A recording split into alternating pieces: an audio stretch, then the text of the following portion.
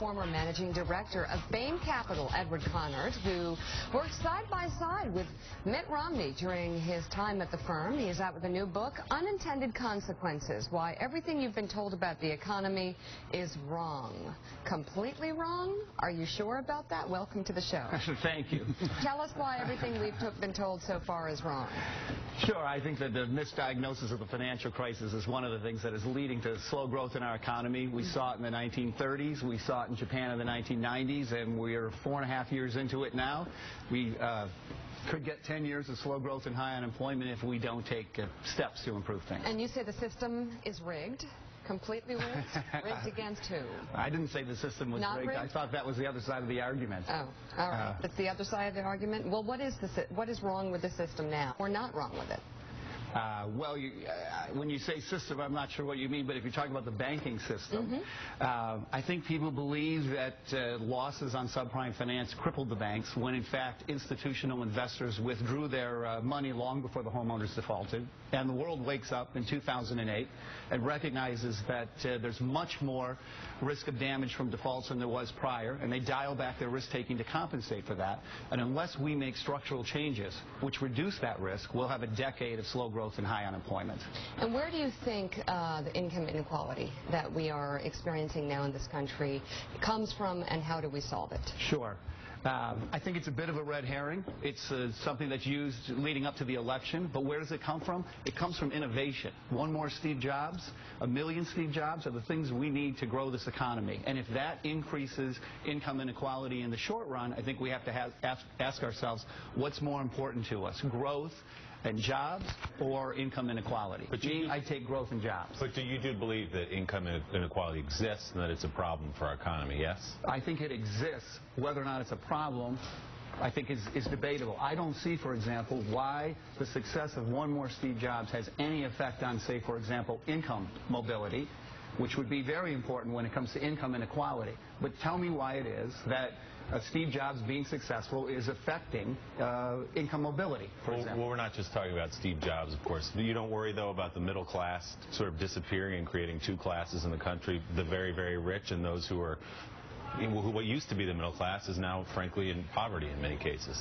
I don't believe that, and I think we can debate all the complexities of the numbers, but I think if you just step back and look at the bigger picture, the U.S. has grown significantly faster than Europe and Japan. We've created many more jobs in Europe and Japan. We have brought 20 million immigrants into our country. We've given those families jobs.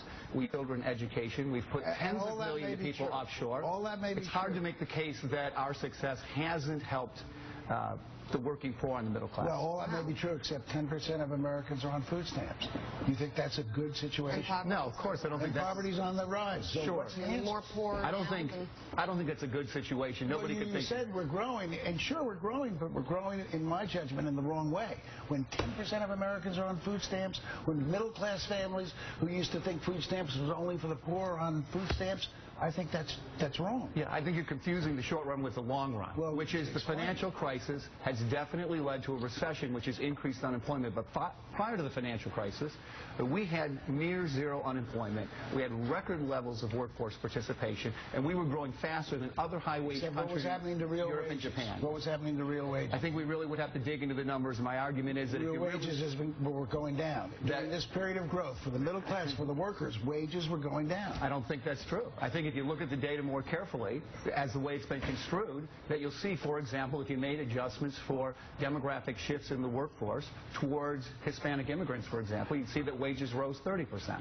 And if you look at the Piketty and Sage study, there's a recent Cornell study which walks through that, and if you make adjustments in that study for taxes and non-taxed benefits, it shows that wages rose, median wages rose about 37%. Every statistic, I don't mean to argue with you, but every statistic I've seen shows that the wages for the working public, for what Mika says were the middle class, have gone down significantly over the 10 years. First decade that they have gone down. Normally they grow. We've got to do something to take care of the people who work in this economy. Well, we absolutely do, but I think when you use the 10 years, you're starting off at a period which was pretty high, 2000, for example, when we were at the peak of the internet boom, and you take it to 2010 or 2012 when we're at the bottom of the recession, and I think you can make that. But I think if you step back and look over the long run, run. You'll see that we've had much better growth in the... What's the solution in the long run?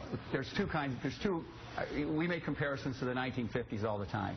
In the 1950s, we were capitalizing on the value of cars. You need big manufacturing industries, worldwide oil industry.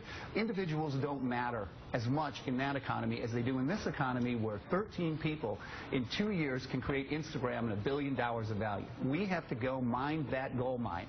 That's what's driving our growth. And when you look at the growth of Europe and Japan, in comparison, which has not been able to participate... How do we do that and create good jobs for our people? Yes, we should be careful about not lowering the payoff for successful risk-taking in the long run, but in the short run, there are many other more complex steps that we have to take. One example of those would be Paul Krugman, borrow money from the Chinese and spend it today to pump up employment today.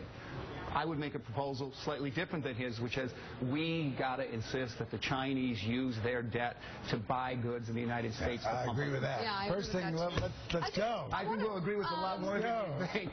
I want to back up because I think there's some fascinating arguments that are laid out in this book, including about the banking system and the fact that the financial crisis was not due to greedy bankers and that they were not trying to sell sketchy financial products. Is that true? Is that 100% true? Do you believe? Well, I think when you dig down to the micro, okay, all kinds of things are true. The question is whether that drove the financial crisis at the macro level. Do you think that was a micro problem?